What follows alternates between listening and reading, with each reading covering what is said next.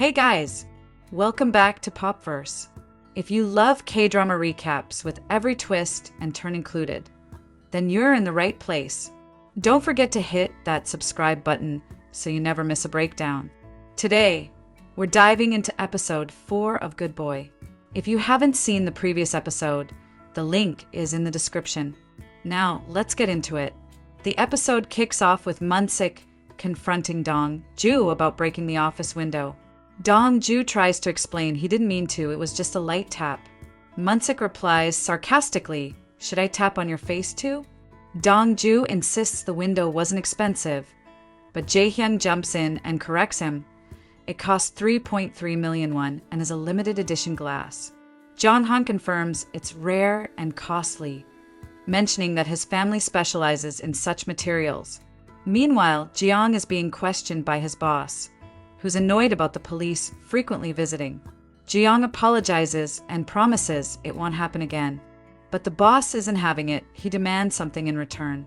Then, sarcastically, Jeong says, "I'll die in your place on your next business trip." The boss drops it, clearly frustrated. At the cafeteria, Dongju's team discusses their next move. They ask Jonghan if he followed up on the vehicle the gangsters escaped in. He says he contacted the traffic management center and they're still investigating. Mansu assigns teams. Gina and Jonghan will find Booney and Sil, while Dongju and Jaehyung will go to Jonggu, whom he suspects is involved. Dongju resists, he doesn't like the decision. He confronts Gina, insisting she should go with him instead. Gina asks, "Why would I go with you?" Dongju tries to hint at his feelings, but backs out, simply saying he wants to learn something. Outside, Jonghan tells Gina she can refuse if she doesn't want to go with him, but she says she's fine. Dongju watches them leave together, clearly unhappy. He tries to join them, saying he's eager to learn too, and takes Gina's seat, leaving her to go with Jaehyung instead. Dongju and Jonghan start tracking down the gangster Sukshu. They show his photo to people, but get no leads. Ironically, Sukchu and his gang are nearby, completely unnoticed. Back to Jonggu, he's warned by his associate that the police called about him. She gave them his schedule, and Jonggu tells her that was a mistake. As he panics, the police arrive and he runs to hide.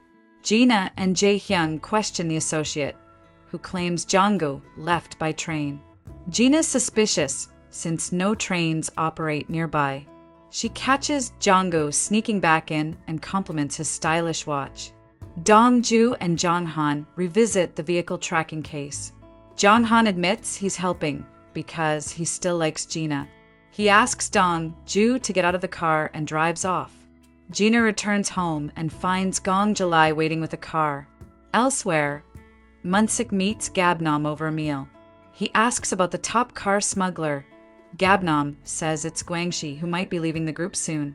Munsik shows him a watch and asks if he recognizes it. Gabnam says a girl recently asked about it too, and Munsik guesses it was Gina. Back in the car with Gong Jalai, he gives Gina files about her father's old case from 2008. A man was murdered and her father was in charge of the investigation. These are crime scene files she never saw before. At the suspected location, Jonghan finds the gang's car and cigarette butts nearby. He guesses they were observing Gina's house. Gina looks through her father's case files and remembers asking him as a child to teach her how to fire a gun because she wanted to be a police officer. She's overwhelmed with emotion and breaks down in tears.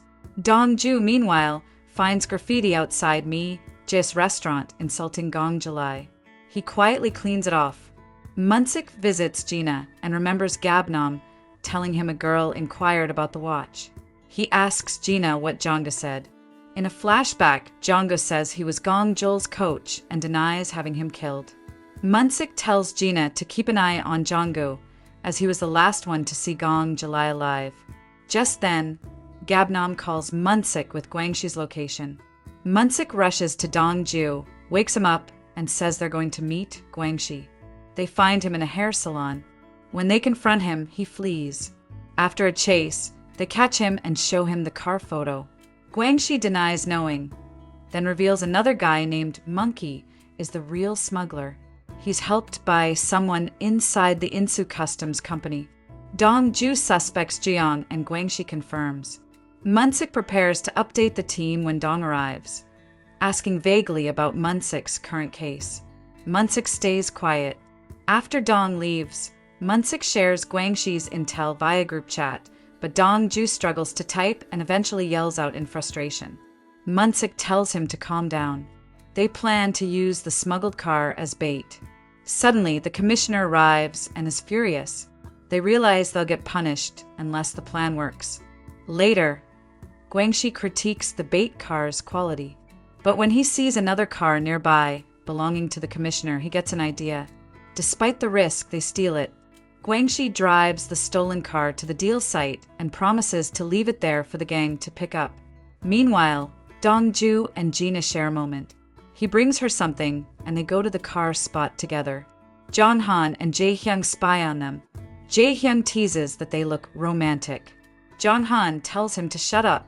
Just then, two bikers arrive, the same guys who stole Munsik's car earlier. Dongju recognizes them and tries to take a photo, but the shutter sound gives him away. Gina covers him, pretending they're a couple to avoid suspicion. She even touches his hair and slaps him for getting carried away. Then she radios the team. They've taken the car! Jonghan chases them. Later, the team prepares to ambush Monkey without backup. The commissioner realizes his car is missing and panics. As the gang attempts their illegal transaction, Munsik and the team storm in. A chaotic brawl breaks out. Munsik and Dae-young try to save the commissioner's car. Monkey tries to escape in it, but Gina crashes into him just in time. Monkey runs, but gets stabbed by a mysterious man. Jonghan chases and fights the attacker, who slashes his face and flees in a car. The commissioner later arrives and hits Munsik, but then claims credit for busting the gang and seizing drugs. Jiang sees the news, panicked. The team investigates Jiang's shipping records and suspects he killed Jinsu to cover up his illegal trade. Jiang's boss confronts him about repeated police calls. Jiang twists his boss' arm, threatening him into backing his story. Jiang then changes the plan and meets his crew at the port. Munsik gets a call revealing Jiang's destination.